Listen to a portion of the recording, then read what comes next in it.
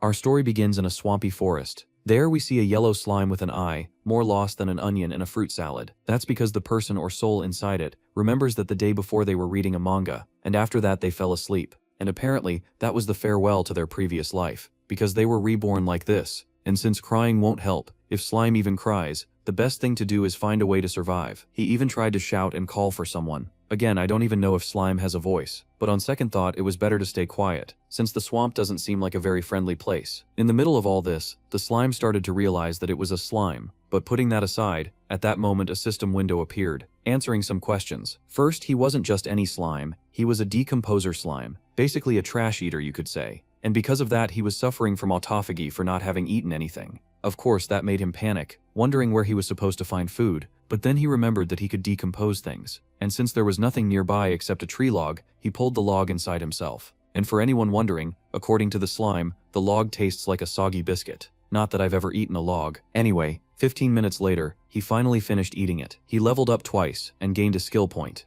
Oh, and he also learned that he won't gain any more levels by eating wood. Speaking of skills, he upgraded the two he had, decomposition and pulsation. Obviously, he went straight to test pulsation, since we already know what the other one does. Just by activating it, the skill leveled up from level 2 to level 3. In short, the effect of this thing, which feels like a biology class, is that he can extend his body and gather information through it. With that, he began exploring the area around his piece of wood, and the first thing he found was a mushroom. Of course, if a normal human ate that, they'd probably be in big trouble. But since he's a decomposing slime, obviously he decided to eat it. Oh, and just a quick note, this kind of slime actually exists in real life. Well, without the system, I think. I mention that because this slime can find the fastest path between 2 points, no matter how bad the road is. But anyway, he finally reached the mushroom to eat it. For some reason, a whole soap opera started playing in his head. In it, he arrived all dramatically, declaring that the two of them had finally met. Then the mushroom asked if he was a guy called Tough Bang Bang. Don't ask, just go with it. Naturally, the protagonist agreed, but the mushroom wasn't exactly beautiful. Back in reality, that mushroom was actually poisonous, so the slime aborted the mission and left a piece of his body behind. Because of that, he lost half of his maximum HP. Furious, he returned to his piece of wood, saying he'd get revenge next time. After another 15 minutes, the slime had recovered his lost health. And of course, he went right back to the mushroom. And this time the story was different. As soon as he started decomposing the mushroom, he went back to his imaginary meeting with the mushroom. But instead of staying with her, the protagonist captured her. In real terms, he successfully decomposed the mushroom and gained a new skill called poison resistance. The strange thing was that he didn't level up, but that wasn't really a problem, since the place was full of mushrooms to eat. After eating several different kinds, he reached level 5, but he wouldn't gain any more EXP from using decomposition for the next 24 hours. Since he was too lazy to keep walking around, he grabbed the rest of the mushrooms and carried them with him. That's because he remembered from a TV show that anemone crabs use poisonous mushrooms to scare away predators. Speaking of predators, our slime ended up encountering some giant bees. They didn't last long though, because a frog showed up and gave them a nice big lick. Even though the bees attacked with everything they had and outnumbered it, the frog waited for the right moment, flicked its tongue and swallowed them all. But hey, this is nature, so of course frogs also have predators. What I didn't expect was a flamingo with a snake tail, which swallowed the frog in one gulp.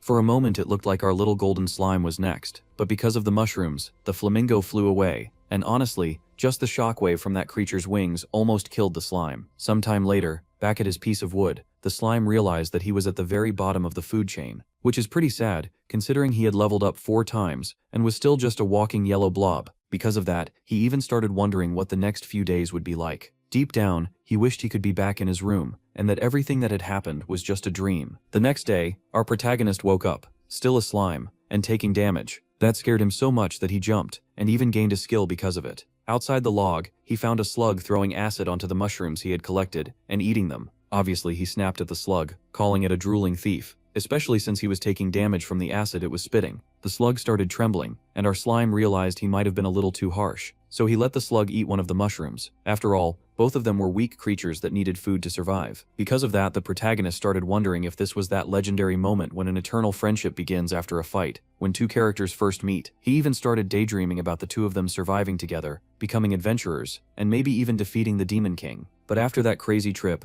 probably the mushrooms effect, he tried to befriend the slug, and it didn't go well. The slug simply started eating the slime. That's when the protagonist remembered that monsters don't have feelings. There's only the weak and the strong, and in this case, the weak one was our slime. He quickly invested his points in pulsation and ran at maximum speed. Too bad, he was losing a race against a slug. The slug soon lost patience and spat a stream of acid that dealt 27 damage to the slime, splitting him in half. To avoid dying completely, the slime abandoned half of his body to distract the slug and escape. But the slug didn't care about the other half, and kept chasing our protagonist. In desperation, with nothing else to do, he grabbed a nearby mushroom and shoved it straight into the slug's mouth. The slug quickly twisted in pain from the poison and died. And for anyone wondering, that worked because the slug swallowed the mushroom raw. Before, the slug used to spit acid on the mushrooms before eating them, which neutralized the poison. Anyway, the slime immediately went to the slug's body, wondering what he would gain by decomposing it. Of course, there was also the taste issue, but since he had tried French escargot before, it couldn't be that bad, right? Yeah, it was bad. According to him, the texture felt like thick mucus, and the taste was like salt and sweat. Still, he couldn't throw it away, since it would give him a lot of EXP, so he closed his eyes and swallowed it. After some time, he finished eating everything. He leveled up, but still felt miserable because the taste was horrible. Anyway, he was now level 7, had 1 attribute point available, and all of his skills were passive, with none for attacking, which obviously made him furious. But there wasn't much he could do, since he was a decomposer slime. Besides, even if he had attack skills, he still wouldn't be able to face his predators. So it was better to leave that aside for now. Going back to his skills, he upgraded pulsation to level 4, and tested it again. That's when he realized he could move 20 centimeters per second, which translates to about 0.78 kilometers per hour. In other words, even his speed is basically that of an amoeba. Literally, and so, a week later, he had already swallowed almost the entire piece of wood. Since staying in one place wouldn't make him stronger, he decided to explore the area better, especially now that after a week he had learned how to move more efficiently in this new body. With that in mind, he spread his body in all directions using pulsation, almost like a search spell, except he was using his own body to do it. Whenever he found a mushroom, he would eat it from a distance, but during this search, he ran into another slug, which once again ate a piece of his body. The slug even fired an acid shot, but this time it missed, because our little slime had become faster. Anyway, the protagonist dealt with it the same way he handled the first one, by shoving a mushroom straight down the slug's throat. After decomposing the slug and getting that horrible taste in his mouth again, another predator appeared. This time it was a centipede with blade-like legs. Naturally, that scared our golden slime, who tried attacking it using the same strategy he had used against the slug, but it didn't work very well. The centipede quickly tried to suffocate our protagonist, but that didn't work either. After all, he's a slime. Sharp attacks don't really do much to his body. In the end, the centipede basically turned into a free meal. After devouring it, he continued exploring the forest, encountering several different insects, though he still kept eating mushrooms. At this point he had reached level 13, and even unlocked an achievement. Though it wasn't exactly flattering, it was called Weak Creature.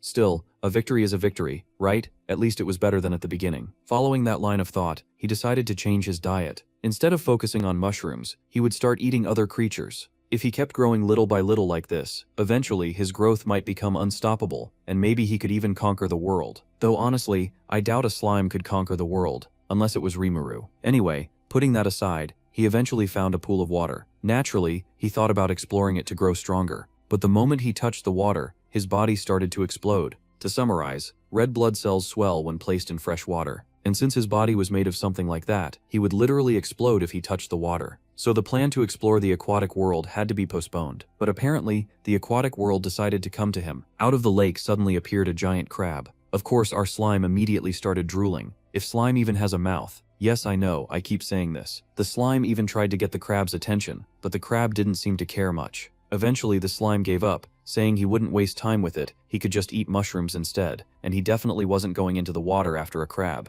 However, the moment he turned his back, the crab fired a jet of water at him. That scared him so much, he had to hide, because otherwise he might literally die just from taking a bath. The damage was huge. After all, it was a water projectile, and if he stepped out from behind the tree, he'd immediately become a target again. So it turned into a battle of patience. Not long after, the crab seemed to give up and went back into the water, but in reality, it had simply moved onto land and quickly rushed toward the slime. Clearly the crab was determined to eat him. Faced with that situation, the protagonist climbed a tree, because, well, crabs don't climb trees, right? Well, the crab couldn't climb, but what the slime found up there was a tarantula, or at least something like one. In the end, he had to fight it anyway. As they say, the collar changed, but the dog stayed the same. Of course, the protagonist decided to face the spider. After all, he didn't want to deal with water attacks, and he was confident, since he had fought spiders before, their cutting attacks shouldn't work on him. He was immune. However, he turned out to be very wrong. One strike from the spider cut off half of his head. Apparently the spider's skill was level 8, which somehow surpassed his immunity. To make things worse, the crab below kept firing water shots non-stop. Since the situation was desperate, our slime did something equally desperate. When the crab fired another water shot,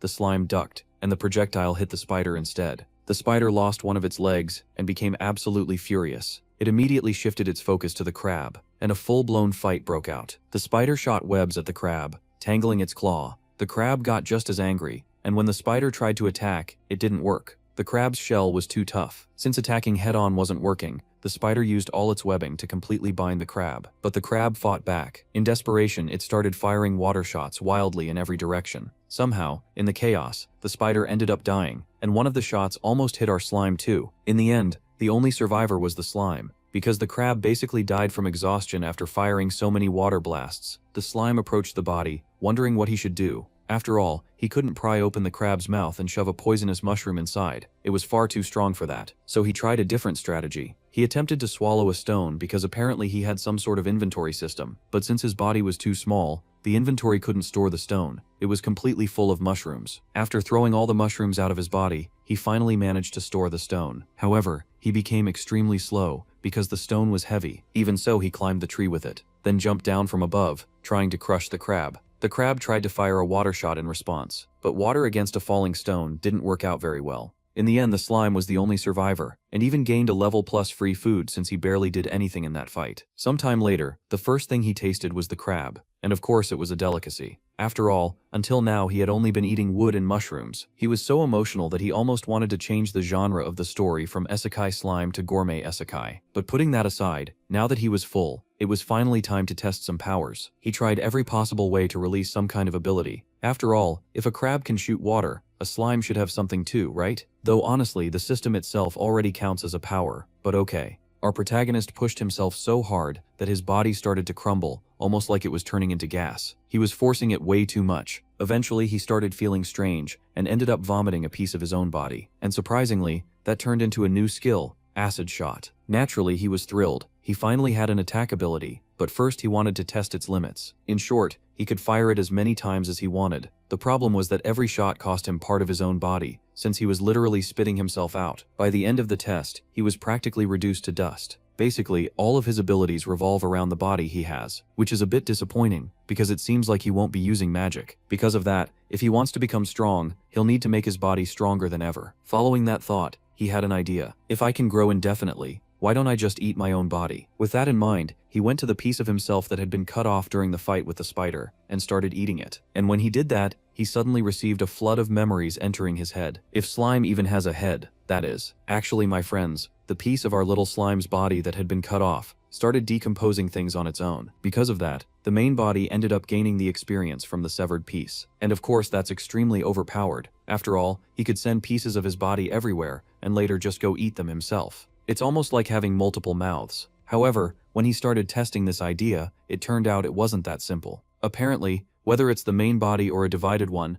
if the HP drops below 30, the slime enters a state of autophagy. It wasn't a huge problem though, because every time he eats something he can recover his body. For that reason, the second body he created had exactly 30 HP, and that one actually worked. At that point, he started feeling like Naruto, creating multiple clones. Anyway, he sent one clone to eat wood splinters, another to eat mushrooms, while he himself went to eat the remaining part of the spider's body. And of course, he started feeling incredibly powerful. After all, normal piercing and slashing attacks don't work on him. Of course, if it's a high-level attack, that's another story, then he can't really avoid it. Basically, you could say he's almost immune to physical attacks. The real problem would be magical attacks, if magic even existed in that world, since until now he hadn't seen anything like that. So far, it just seemed like the world had some strange animals. Nothing beyond that. But putting that aside, our slime changed his strategy. This time, he started using his own body as bait. He formed a line using pieces of himself, attracting several crabs. When they were all gathered together in a row, he somehow managed to knock an entire tree down on top of them, killing many at once. With that, he leveled up from level 14 to level 15. After enjoying the feast and recovering his health, he started playing gunslinger with his acid bullets. Well, not exactly playing, he was actually training. Eventually, he managed to raise the skill to level 6. From what he observed, the maximum he could fire was 30 bullets. But since he had only been shooting parts of his own body, he decided to experiment. He tried shooting pieces of mushrooms, and even small stones. And of course, he felt like a genius. After all, who would imagine you could do something like that? but his experiments were suddenly interrupted when he heard a strange noise coming from a tree. Naturally, he went to check what it was. On the way there, he saw little glowing lights here and there. At first he thought they were fireflies, but in reality, it was an owl, and it was apparently using magic. That immediately scared him, because it meant that magic really does exist in this world. But actually, that owl wasn't the real threat. It turned out there was a human controlling it. The human was using a skill called animal symbiosis. Yes, this was the first time humans appeared in the story. Apparently they had already found that forest strange because no form of communication worked outside of it. That's why they were being cautious and using detection abilities. Meanwhile, our slime ran away in complete panic. When he reached the lake, he accidentally created a new ability by jumping into the water and separating part of his body to gain momentum. Of course, he lost a lot of HP, but he managed to reach the other side. After hiding behind a tree, he started wondering if everything was okay. To make sure he wouldn't die, he decided to eat some tree bark. But suddenly, he felt a terrifying presence. At first he wondered if the owl had followed him, but when he looked around more carefully, he realized it wasn't the owl at all. It was a gigantic finger. Seeing that thing made him go crazy with excitement. According to him, if he could decompose and absorb that finger, which clearly belonged to a high-level magical beast, he would instantly fill many of the gaps in his strength. The moment he started decomposing it, however, the system gave him a warning. Decomposition failed because the carcass's level was far too high. As a result, he started taking massive damage. But even so, our slime refused to give up. He split his body, went back to a log to recover some HP, and planned to repeat the process. Take damage, retreat to heal, then return to the carcass again. But apparently luck wasn't on his side. Out of nowhere, a massive earthquake began. A hole opened right where he was standing, and the ground swallowed the giant finger. Naturally, he was shocked. He couldn't even trust the ground he walked on. He became a bit depressed, realizing that the farther he explored, the more insignificant he seemed. So he decided to stay calm and continue decomposing things little by little. As for the finger that got swallowed, it apparently fell deeper underground, where an unknown monster lived. Anyway, returning to our slime, he moved a bit away from the area and created a temporary base nearby. It was also time to retrieve the other bodies he had split off earlier. He chose a tree as his base and started reorganizing its interior. And honestly, this slime is pretty picky. He even placed a glowing mushroom as a lamp, made a sofa out of a stone, and built a table using small pieces of wood. His base became surprisingly well organized. He even created a fake base to fool intruders, while the real base was hidden slightly higher up. After that, he stopped to rest for a while, and continued eating the remaining spider meat, which somehow seemed endless. But the slime couldn't have peace, because apparently the neighbors were making noise. Those neighbors were the giant bees he had seen earlier. Already annoyed, he went over and killed one of them, thinking it would be easy, but he quickly realized he had made a mistake. He was alone against a swarm of giant bees. Still, he had a strategy. As soon as the bees entered his house, he simply swallowed them, since their attacks couldn't damage his body. Then he looked outside again, and found their hive. The problem was that he had basically kicked a hornet's nest. An insane number of bees came after him.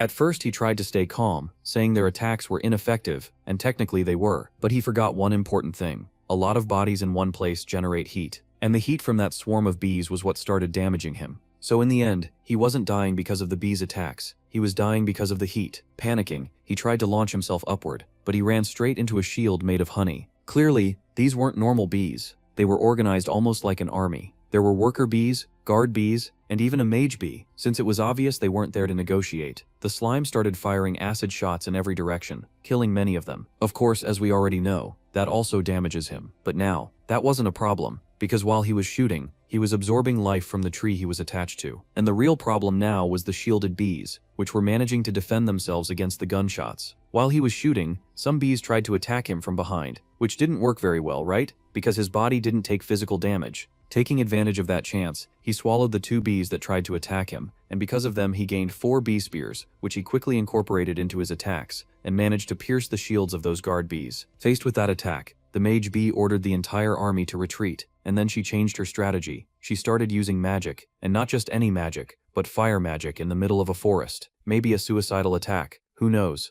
And obviously every hit that landed on our little slime dealt a lot of damage. So he began to run away. As soon as he got the chance, he started absorbing a tree to recover his health. Of course, the slime wasn't going to stay only on the defensive. The problem was that as soon as he counterattacked, the guard bees gathered together and formed a double shield, and because of that the acid attack stopped working. And not satisfied with that, to make the situation even worse, the mage bee sent some worker bees in what you could call suicide mode, literally exploding toward our slime. He even managed to dodge, but he was quickly surrounded. With not much else he could do, he accepted defeat, and was blown up again and again, and even the mage bee was pleased. However, that was only a distraction, because the main body was already heading toward the hive, and there was no longer time to do anything. To better understand what happened, we go back to before the first bee explosion. Our slime separated a piece of his body and threw it toward the hive, waiting for the right moment. As soon as the mage bee concentrated all her firepower on the other part of his body, he quickly headed toward their nest. Once inside the hive, he used that ability to find the easiest path, and then he discovered where the honey was stored. Of course, he did want to take advantage of the honey, but he was there for something else. In this case, the queen bee. Not long after that, the other bees arrived, and our slime had already taken the queen bee hostage. Of course, he tried to negotiate, but apparently the army wasn't very interested in talking, and because of that, the slime killed the queen.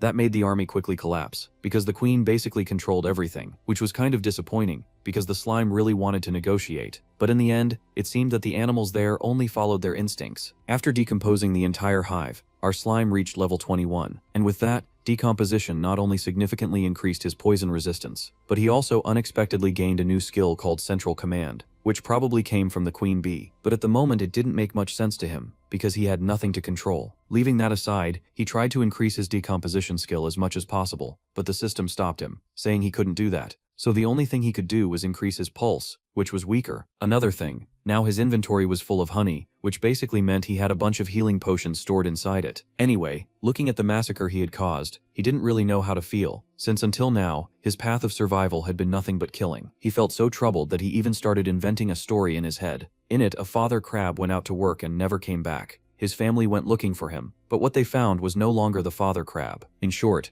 the slime now felt like a villain after everything he had done. Returning to reality, he realized that this was probably the influence of his human mind inside a monster's body, so he decided to ignore it. Besides, if he wasn't the hunter, he would certainly become the prey. After all, the law of nature is that the strong eat the weak. Following that line of thought, he remembered that he needed to recover the other pieces of his body that he had scattered around the world. During this search, he ended up finding a camp with a campfire, and in fact, they were the same humans who had been controlling that owl earlier. The group was composed of 3 people. A pink-haired girl named Nia Ross, a C-rank adventurer, a bearded B-rank adventurer named Rake Carter, another B-rank adventurer named Cole Fern. The reason they were there was that apparently a guildmaster from their guild had disappeared 2 years ago, and they had gone looking for him. But in the end, they got lost in the forest because communication was lost, and the forest had basically turned into a labyrinth. Because of that, they were already thinking about going back, since their guildmaster was strong and would probably manage on his own until reinforcements from the church arrived. The problem was that he had already been missing for 2 years,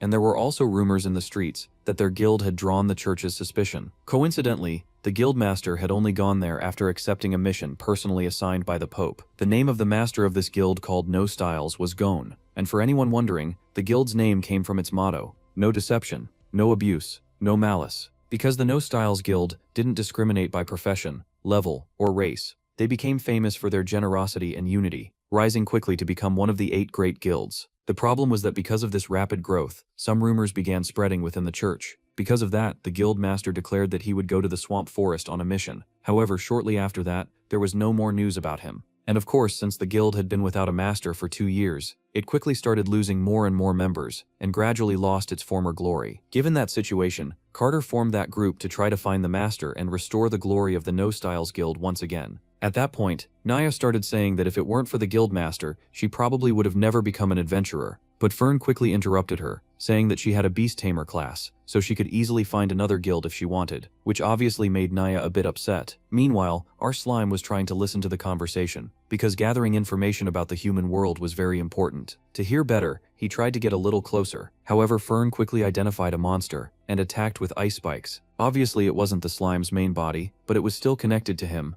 In fact, the horned boar being controlled by Nia instantly ate the piece that was in front of it, causing our slime to take damage and be pulled toward it. At that moment, it looked like game over for our slime, if it hadn't been for Nia stopping the horned boar. According to her, they couldn't discriminate against small defenseless monsters like that one. Seeing the slime up close, Nia thought he was cute, and even wanted to make a contract with him, which our protagonist obviously wanted to accept. However, the negotiation didn't go very well, because Carter showed up and told Nia not to pick up random trash, since they needed to rest to leave the next day. Naturally, our slime got angry. To show that he was different, he stretched his body and formed something like a kanji, trying to prove that he was an intelligent life form. The group was surprised, but they couldn't understand anything that was written there. In the end, our slime gave up and left, because it would look strange if he kept insisting. Returning to his hiding place, the slime reflected that he didn't want to encounter that terrifying owl again. And putting that aside, he activated the command core ability, the one he gained after killing the queen bee. He used it to find the other parts of his body, and it worked like a radar. Following the signal, he found the first piece of his body. It was gigantic, so he had to absorb it little by little, because his level was far too low.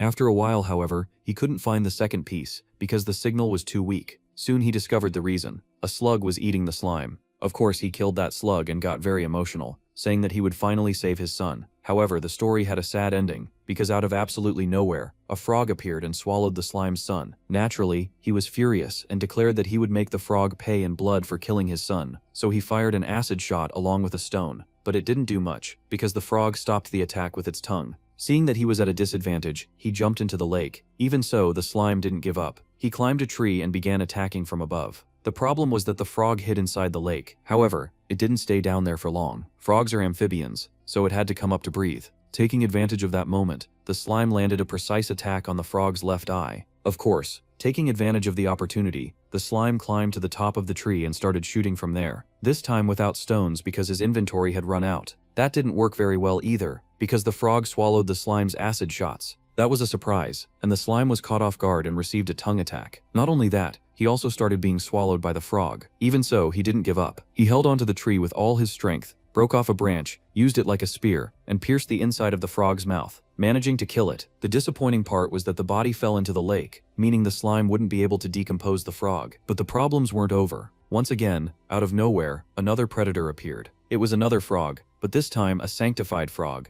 and I didn't even know frogs could become saints. Then the sanctified frog began shooting a red liquid from its eyes, and the slime started running away, Spider-Man style, sticking to the trees like webs. The problem was that the frog did the same thing, but using its tongue like a web. I didn't quite understand what that blood power was about, but our slime got hit by it and took a lot of damage. He didn't even have time to process what had happened before he was attacked again. To make matters worse, he was thrown toward the water. Taking advantage of that weakness, the frog tried to swallow our slime. Now he wasn't just taking damage from the water, but also from the acidic liquid inside the frog's mouth. In that situation, the slime tried to split his body to escape, but the frog swallowed him again. Since trying to escape wasn't working, the slime decided to blow everything up from the inside. To do that, he used the honey he had obtained from the beehive. With it, he grew indefinitely, and burst the frog apart. The real problem was that he became way too gigantic. In fact, he kind of bugged his own body, because he had more HP than the maximum he should have. And due to his body size, he had enough cellular fluid to regulate osmotic pressure changes. Oh, and of course that mode wouldn't last very long. He was disappointed because he thought he would turn into a Megazord,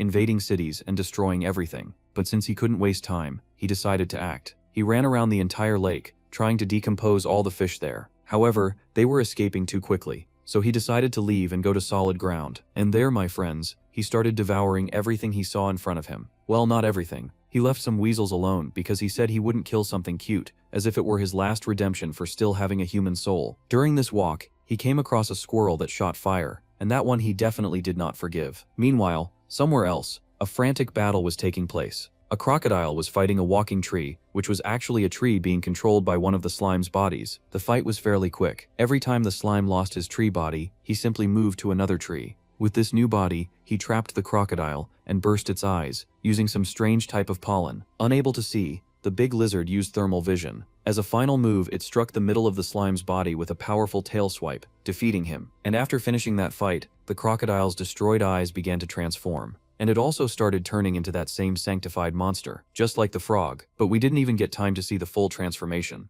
because the slime's main body appeared, gigantic and decomposed, the crocodile without even looking. Of course, that was because the main body didn't have much time left in that giant form, so it was making the most of it. While he was clearing part of the forest, something strange started happening. It was as if the forest itself were alive, because wherever the slime passed and destroyed things, the forest seemed to grow back instantly afterward. And the craziest part was that an explosion of energy happened out of nowhere. When the slime tried to check it out using his giant body, his buff ran out and he returned to his original form, tiny again. Looking at his status, the slime noticed that he had reached level 49, and his title had changed from Weak Creature to Lord of Weak Creatures. In the end, he was still trash, just stronger. Anyway, when he checked his inventory, he realized it was full of junk. Because of that, he was even starting to feel sick, since the inventory was basically his own stomach. So he threw everything out, and afterward he felt much lighter. Right at that moment, he received a notification saying that when he reached level 60, he could choose between changing class or evolving. Naturally, he immediately started daydreaming,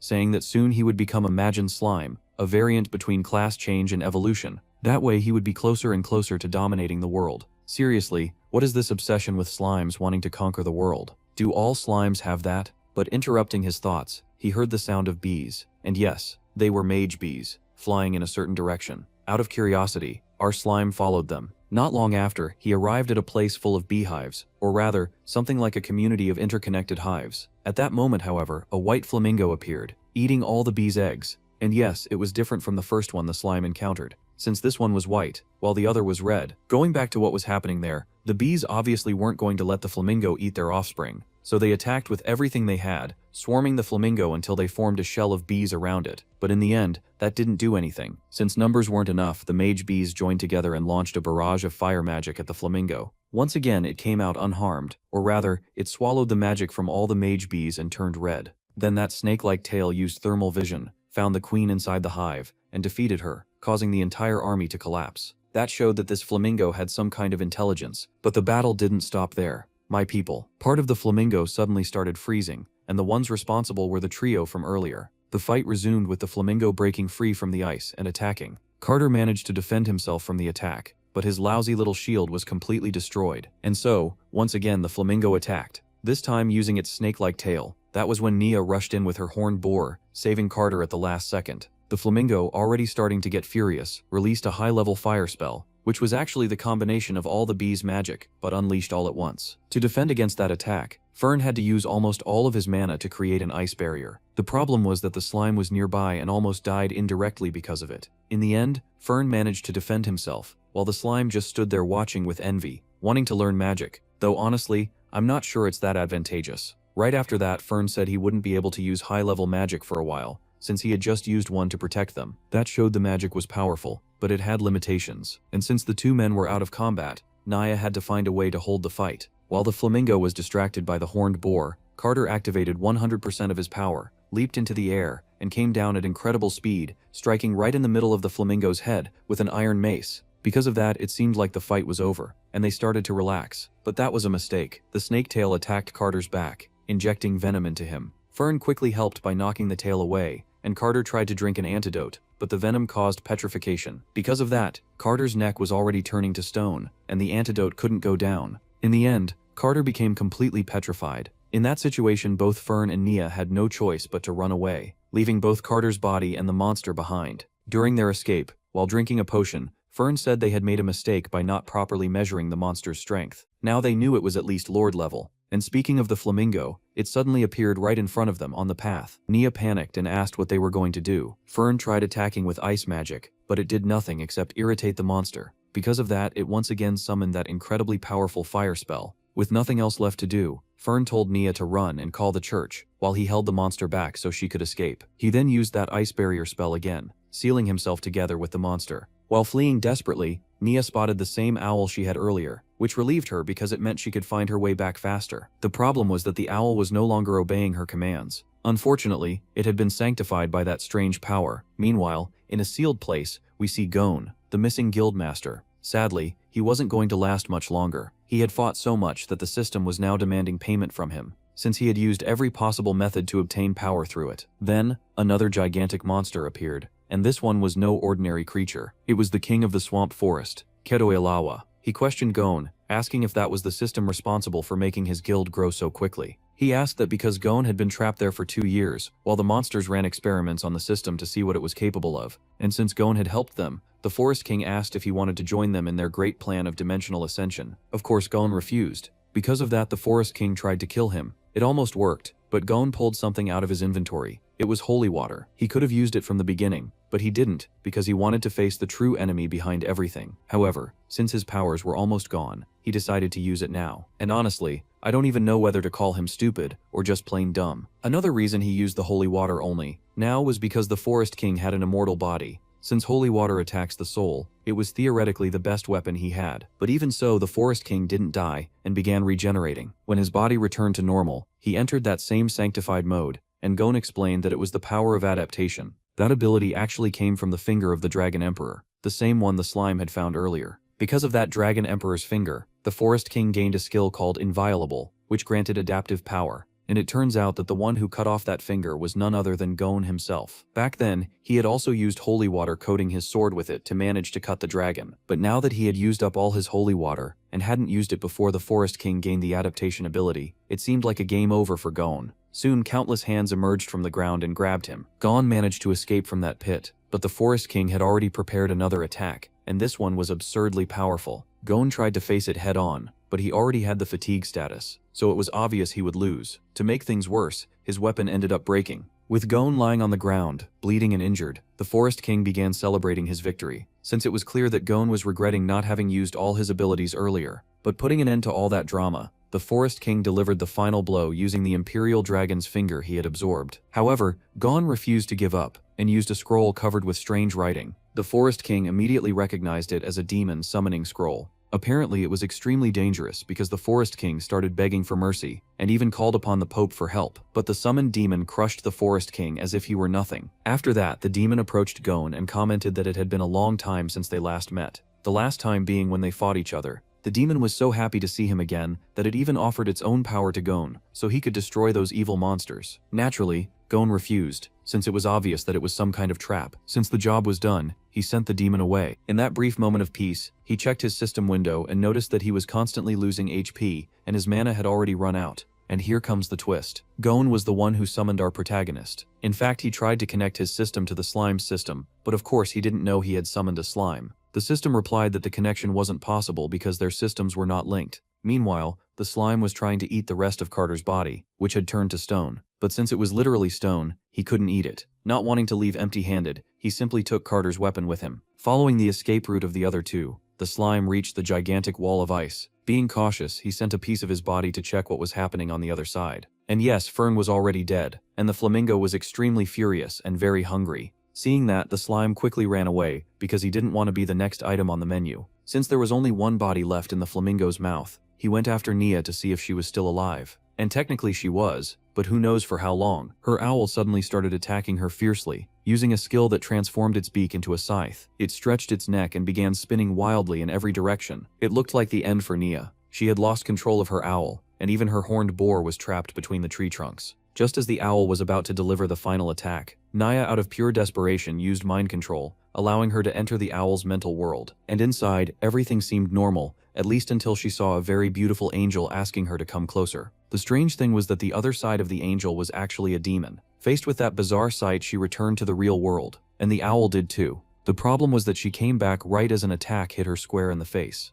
The one who had done it was our slime, using the mace he had taken from Carter as a weapon. He was able to use it because his pulse ability was at the maximum level, and he was already level 49. The way he used the mace was basically like those crane-like weapons with a spiked ball at the end. Okay, that description sounded a little weird. Anyway, using that mace, the slime managed to save Nia's horned boar. And speaking of Nia, in the middle of that desperate situation, she ended up mistaking the slime for Carter, since he was using Carter's weapon. But the fight wasn't over. The owl returned in a fury, and in response the slime spread his body across the battlefield, splitting himself into multiple parts to confuse it. When the owl attacked the wrong body, he counterattacked, but ended up hitting the poor thing right in the crotch. Taking advantage of that moment, the horned boar also attacked, launching the owl away. Then the slime finished it with a spinning mace strike, increasing the weapon's penetration power. After the battle ended, Nia calmed down a bit, and recognized the slime. She asked if he had followed her there, because if he had, it might mean they had a strong affinity. Because of that, she offered him a master-servant contract. But as soon as the ritual began, the slime system warned him that if he accepted the contract, his system would be lost forever. And believe it or not, the slime actually started reconsidering.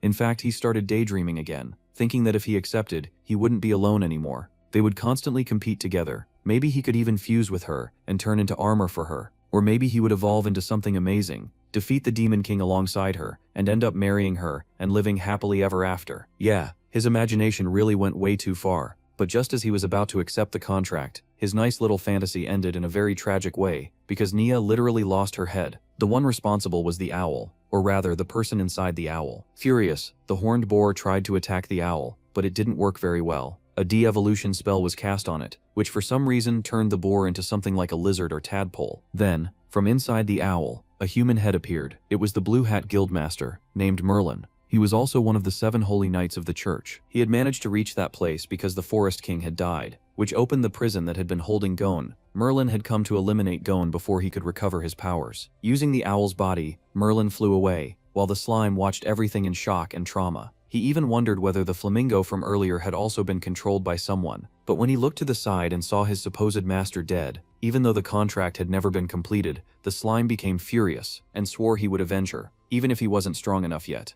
Meanwhile, back on Gon's side, the system notified him that the mana loan he had taken had already been deducted from his maximum life. Even so, he kept trying to locate the other transmigrator who used the system, but he still couldn't find him. That was a problem, because he didn't have much time left. And speaking of the other user, the slime himself, he suddenly appeared on top of a tree behind Gon, thinking he was one of the supporters who had killed his master, so he launched a surprise attack right at the middle of Gon's head using Carter's weapon. Of course, poor Gon couldn't do anything, and fell to the ground, because he was already badly injured. Looking closer, the slime realized he had attacked the wrong person. After all, it was dark. However, Gon stood up furious. The slime was holding Carter's weapon, and still had traces of mana from Fern and Nia on him, which made everything look suspicious. Luckily, at that exact moment, the slime's system finally connected with Gon's system, preventing a huge misunderstanding. After that, Gon began explaining everything. To fight against the church, he had activated his noble phantasm. Yeah, basically like the concept from the Fate anime. He used a skill called Coordinated Hope, which allowed him to summon the slime into that world. The slime understood the part about being summoned, but he still didn't get how he was supposed to help Gon when he hadn't even managed to protect Nia. Gon explained that in the beginning he had also been lost, just like the slime, not knowing anything about what was happening. But by following the system's missions, he gradually became stronger. The problem was obvious. The slime was literally a slime, not a human like Gon. How was he supposed to become strong? And that's when the plot twist came. Gon wasn't human either. He belonged to a race that hated humans, the goblins. Hearing that, the slime immediately started imagining that the reason Gon wore that armor all the time was probably because he was very ugly. But in reality, it was the opposite. He was too handsome, to the point that his beauty had become a problem. That made the slime angry, since their starting points were completely different. And just so you know, no one in the guild had ever discovered that Gon was actually a goblin. Anyway, they needed to hurry before the church caught up with them. The hurry Gon was talking about meant synchronizing their systems, which would allow the slime to receive all of Gon's abilities, which was extremely overpowered. While the synchronization was happening, Gon explained why he had accepted the mission to go into that forest in the first place. In reality, he wanted to uncover the truth about that world, but he ended up falling into a trap,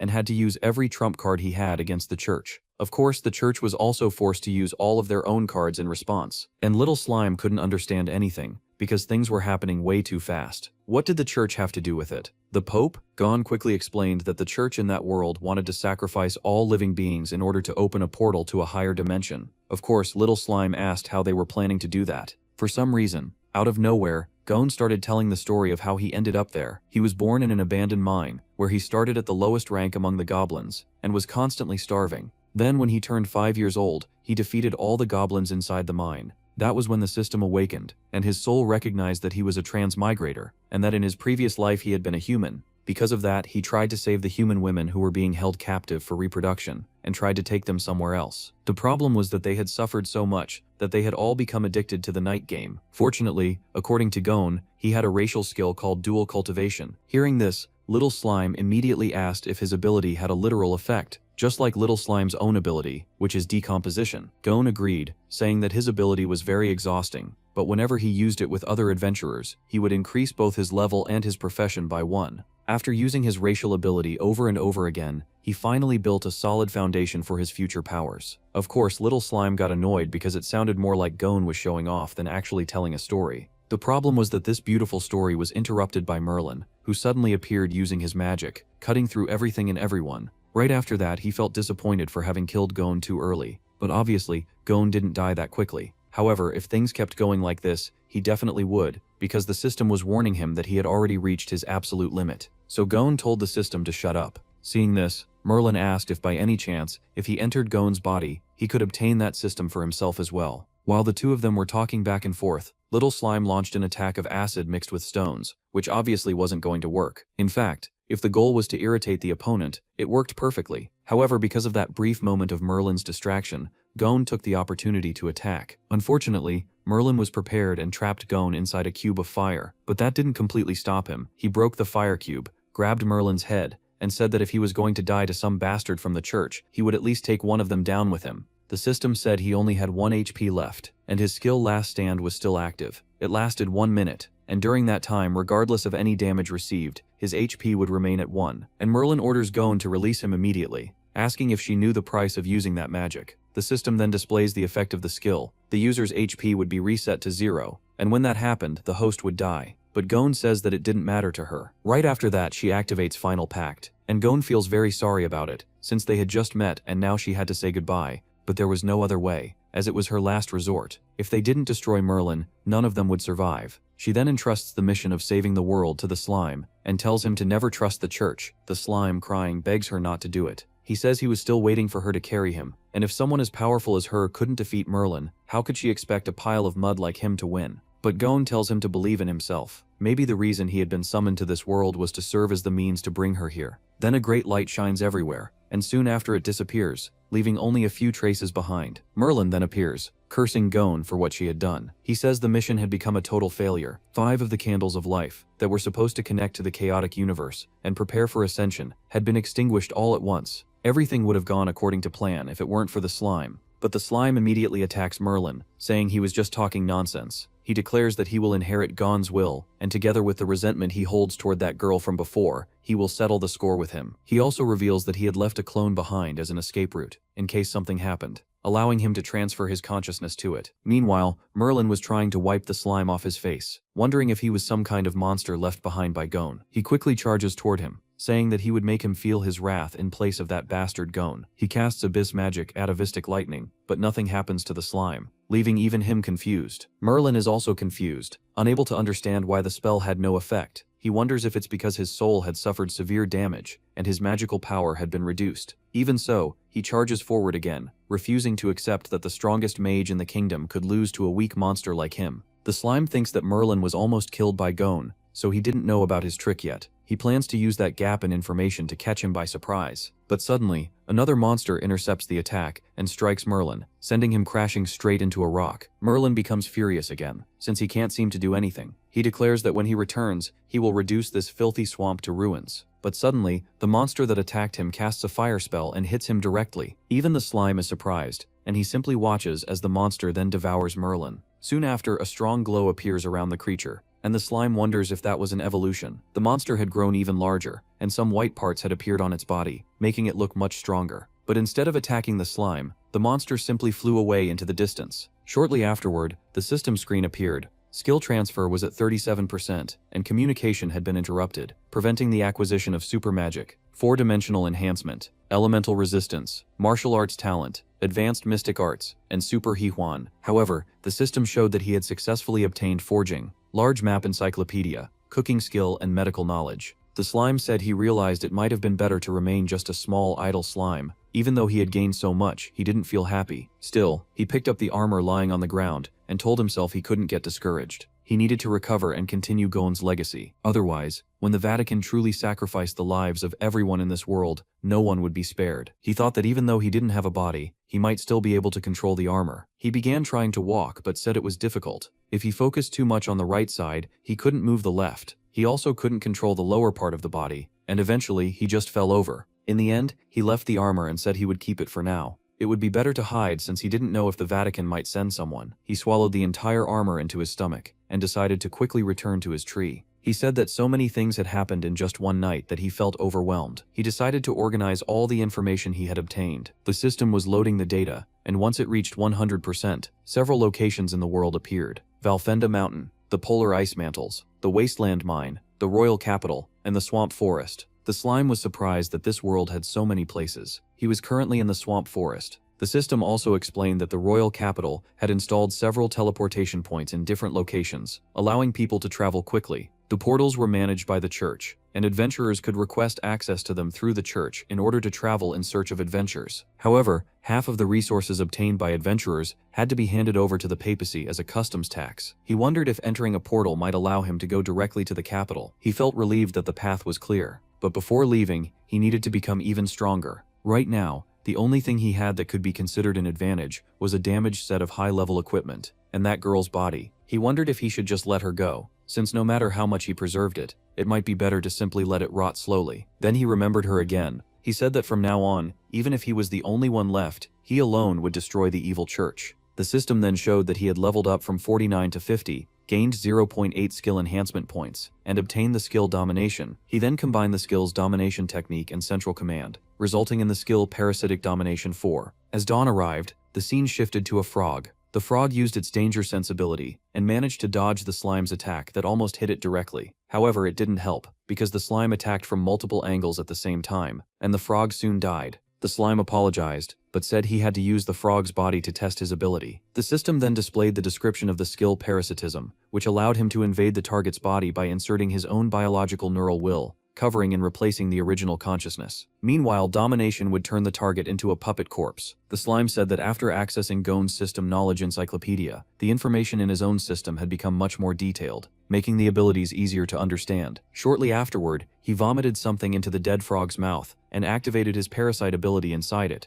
causing the frog to begin moving. The system reported that the skill had worked, but he had reached the limit of wandering corpses he could control. Once he leveled up the skill, he would be able to control more. The slime explained that once the parasite infected the corpse, it would move on its own. The next step was Domination. He concentrated to transfer his consciousness into the corpse, and soon he was able to open his eyes using the frog's body. He was surprised that the bacterium's consciousness had actually been transferred into the corpse, and the system showed it to him. The body had 89% durability, and its abilities were Charged Strike and Tongue Strike. The slime thought about the durability, since it was a corpse and didn't have HP. While observing the surroundings, he could see everything through the frog's vision, and he wondered if that was how a swamp frog saw the world. Looking at his own hands, he said that the muscles, nerves, and even muscle memory had been inherited, giving him the feeling that it was his own body without needing any readjustment. The frog looked at his original body, and he wondered if when his consciousness entered the original body, it would enter automatic mode. That seemed dangerous to him. In real combat, he would need to master concealment, but soon he changed his mind,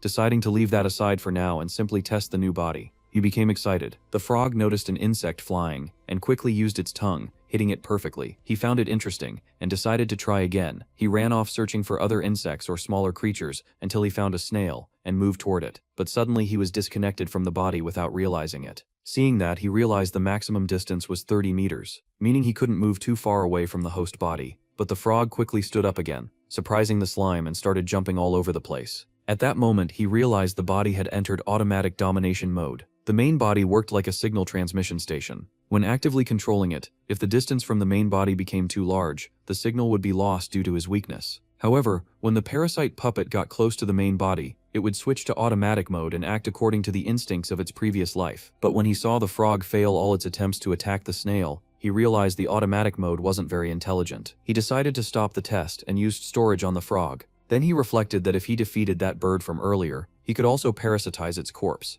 If he could parasitize high-level monsters, things would become much easier. He could gather a powerful parasite army to fight the evil papacy. So he decided to keep searching for a suitable target. While exploring the swamp, someone suddenly attacked him, causing him to lose some HP. He wondered who would dare ambush him. As he regenerated, he said the timing was actually perfect, since it saved him the trouble of going after the attacker himself. The attacker turned out to be a pufferfish, with a very suspicious-looking mouth. Furious, the slime wondered if everyone, human or monster, really thought they could trick him. He said he would show the true power of a level 50 low-tier monster lord. Meanwhile, the pufferfish was already filling its mouth with water to shoot again. The slime managed to dodge all the attacks and retaliated by throwing a rock at it, causing a huge impact. He asked if it really thought it could run away after trying to attack him. He quickly transformed into a net and started capturing fish underwater. The system reported that he gained several experience points by catching the fish. Once he obtained a pufferfish corpse, its system window appeared. 99% durability, with the abilities Water Gun, Steel Tooth Cut, and Inflate. Without wasting time, he immediately attacked a crab.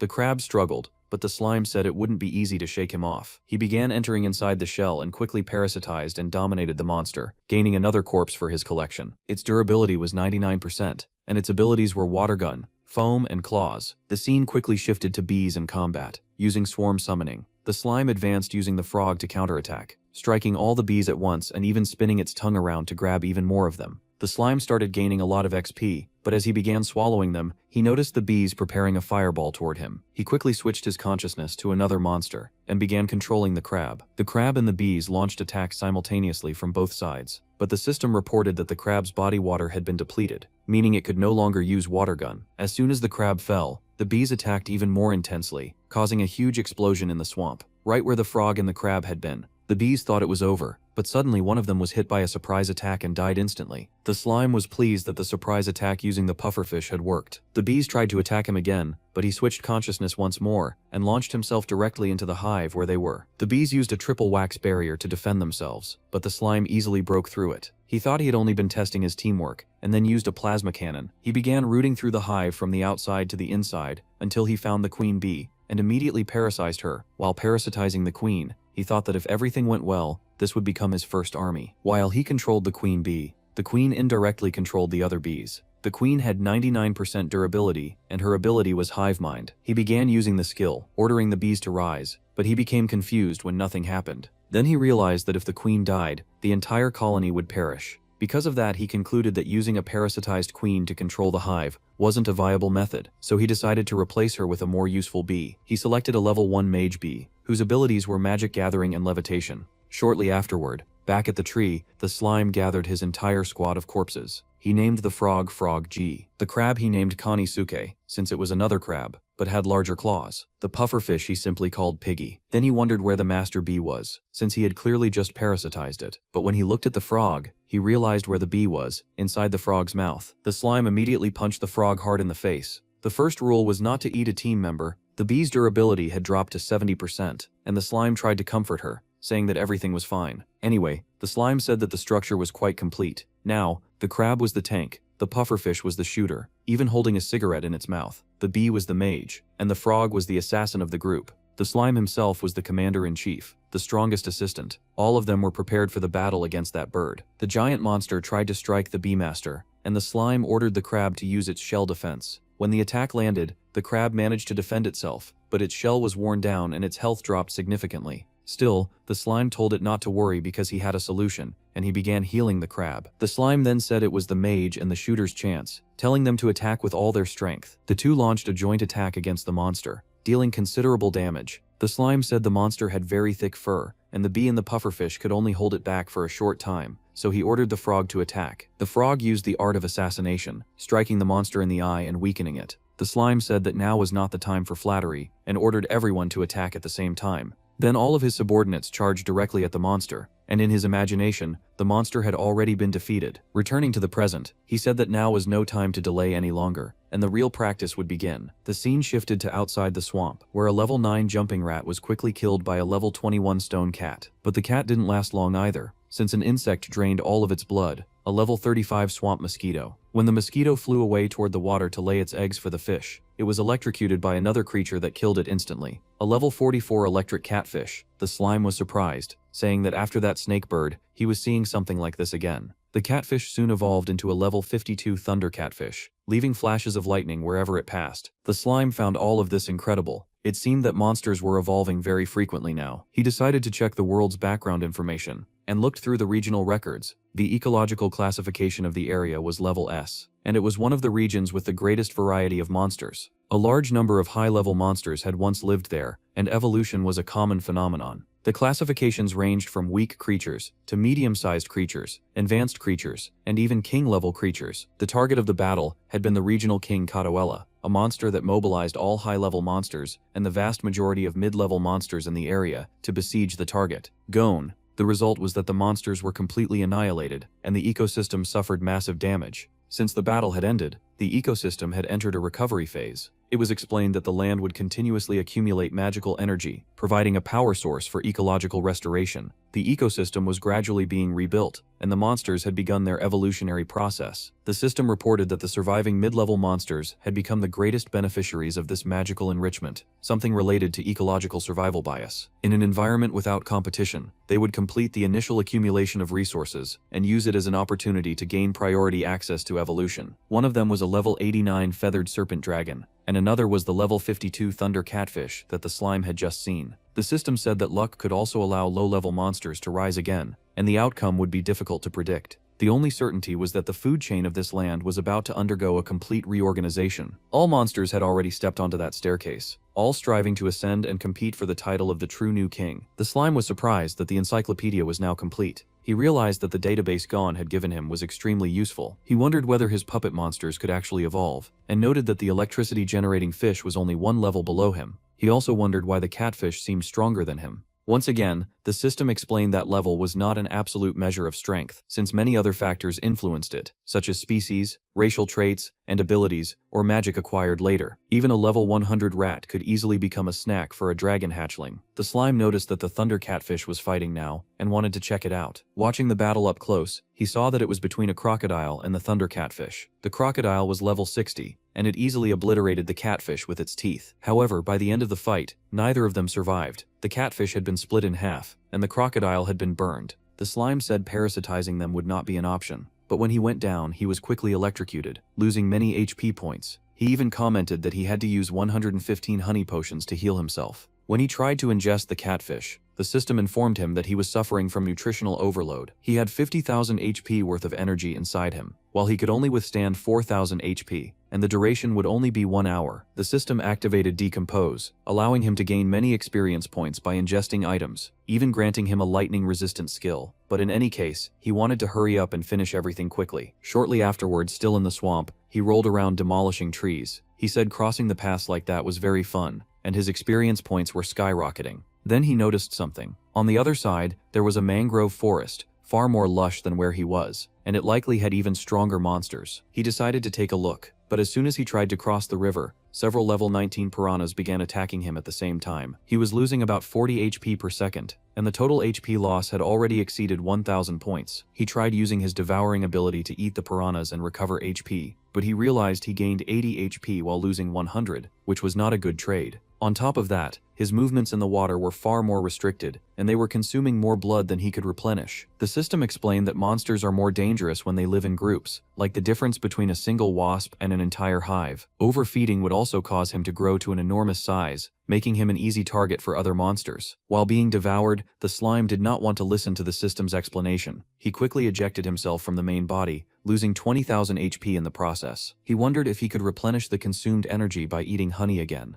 The system said yes, but the time would not be recalculated, and the remaining duration was only 20 minutes. Soon after, he went back to rolling through the swamp. He thought the terrain no longer changed much, but the plants continued growing extremely fast, and he was impressed by the magic in those lands. He thought that if you looked at it from another perspective, taking down the papacy might not be that difficult. After all, although fungi do not possess dragon breath, or the sharp teeth and claws of magical beasts, their most powerful trait is their ability to stack endlessly. For him, the only thing left was exterminating monsters, since he had infinite decomposition, absorption, and evolution, as long as he kept digesting and absorbing day and night. In about a month, he could make the entire church feel what it was like to be besieged by a slime. However, the system told him not to do that. The slime asked why, and it explained that as his level increased, the experience gained from dismantling lower-level items decreased. 10 levels higher would give 60%, 20 levels 36%, 50 levels 7.7%, and 100 levels only 0.6%. The slime had already noticed this, since his experience points were increasing, but his level was not. In the end, his points had completely stopped rising. He asked if the system could simply explain the specific numerical values of experience directly. The system replied that it was not possible because it would require too much computational capacity. The current overload period had ended, and the conditions for the next initialization would increase 5-fold. Then the items inside the slime's body began to fall out. The slime felt that the system had indeed become smarter. Though he found it annoying, he simply told it to start quickly. Soon,